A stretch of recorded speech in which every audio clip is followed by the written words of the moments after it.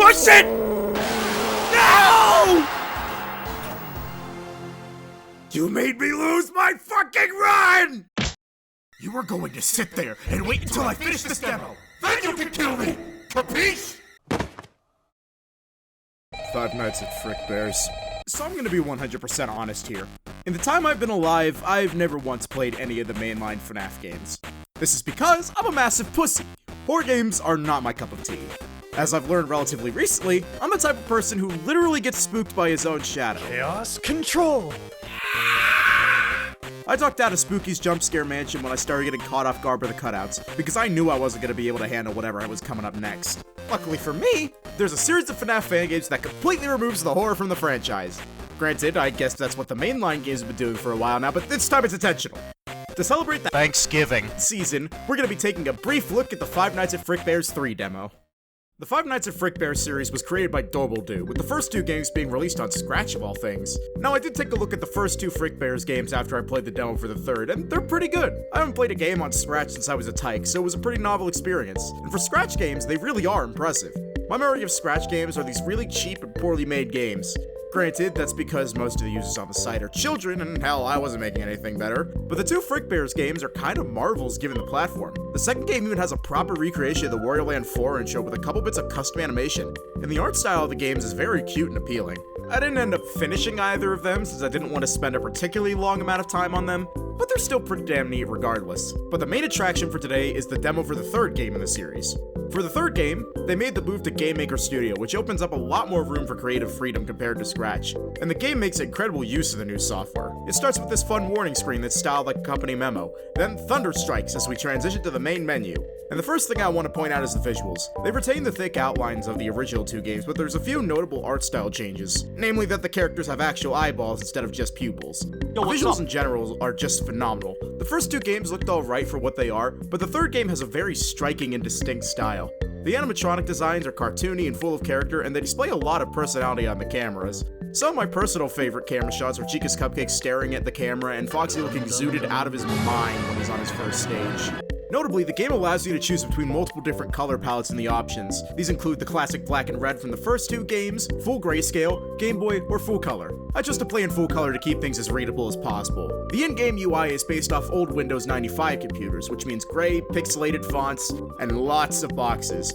It contrasts with the cartoony vibrance of the art very nicely and ties together the visuals of the main nights really well. I specifically say the main nights since the Between Night minigame has its own style to it, but we'll talk about that when we get to it.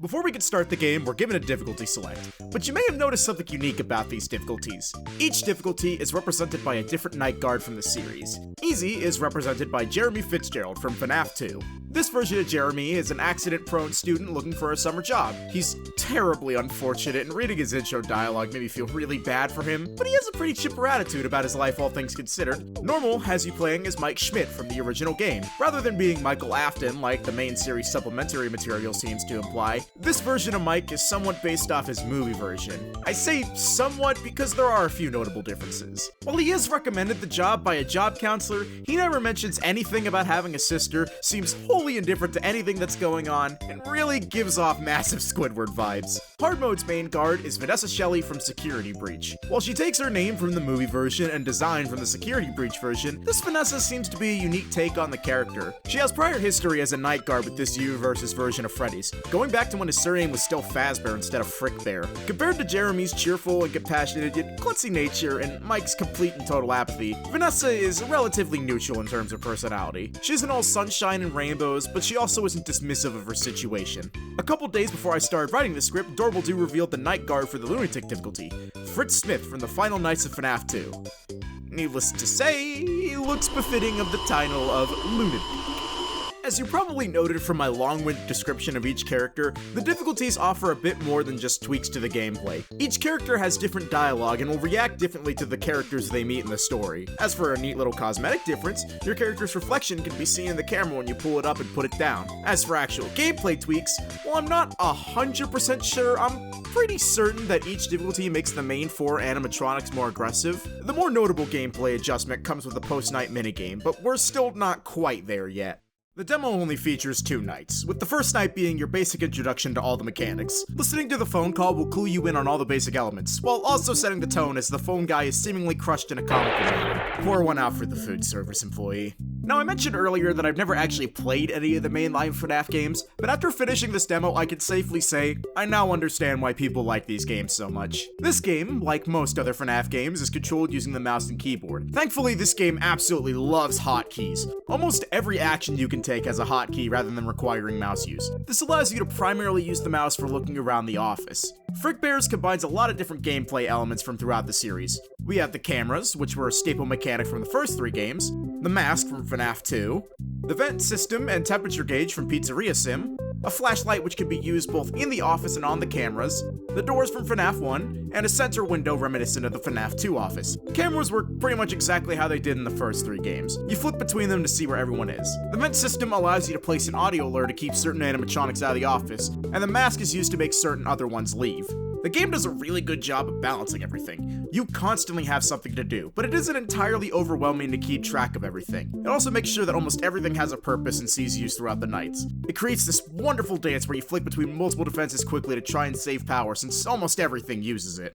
Let's take a quick dive into the animatronics that are active on night 1. Bonnie and Chica are by far the simplest. They both gun it straight for your doors, Bonnie taking the left and Chica taking the right. They both make very obvious footstep noises, and you can use these noises to track their progress without actually needing to check the cameras. Additionally, they make noise and show their eyes when they come to a door. So if you're not currently indisposed, you can use their visual cues to save some power with a perfectly timed door slam. Once they bang on the door, they reset to the main stage. Freddy is essentially a combination of the two. He moves in the same way as them, but he can be at either door, which necessitates using the cameras. Luckily, he has his own unique sound cue, being his laugh from the first game. This means you only need to check the cameras when he laughs a second time.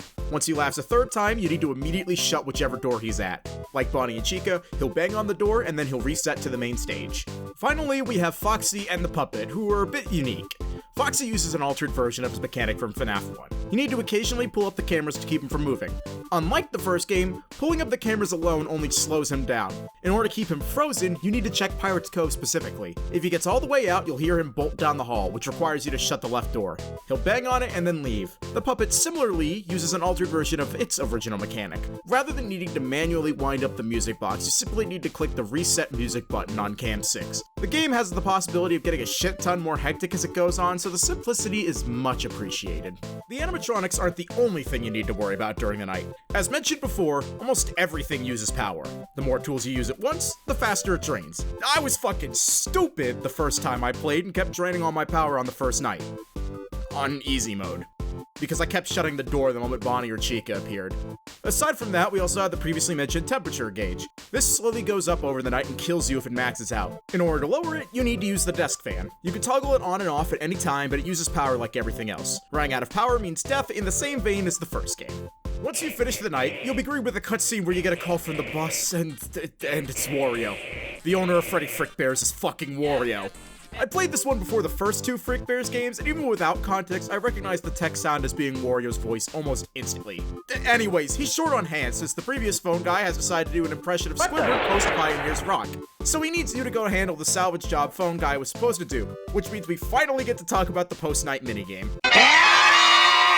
A psychic friend Fredbear here explains, you need to salvage animatronics to bring back for spare parts. What this means is that you have a small area you can freely explore to find secrets and pick which animatronics to salvage. This is where your choice of difficulty comes into play. Each night guard has a different quota that they need to meet. Jeremy only needs 1 salvage, Mike needs 2, and Vanessa needs 3. There's also a special animatronic you can salvage who doesn't add to the quota due to deterioration. But it's locked up behind some boards, so I wouldn't really worry about it. The act of salvaging comes with no inherent difficulty unless you choose to commit theft. But Fredbear mentions that the animatronics won't exactly be happy once they realize what you brought them to the pizzeria for.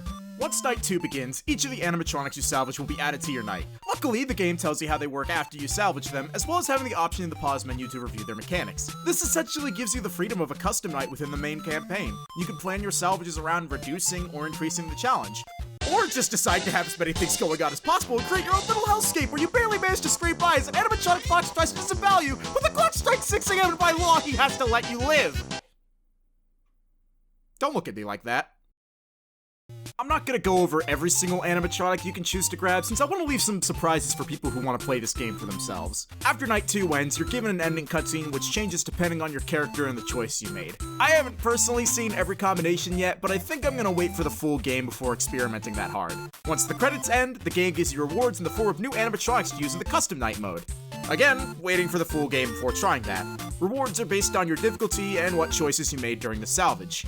All in all, Five Nights at Frickbear's 3's demo is a wonderful glimpse into what the full game has to offer. It has a charming art style, fun and frantic gameplay, and seemingly tons of replay value. Can't wait to give this one a revisit when the full game drops. If it drops. Fan games could go either way, but I would very much like this one to release. Okay, you can kill me now.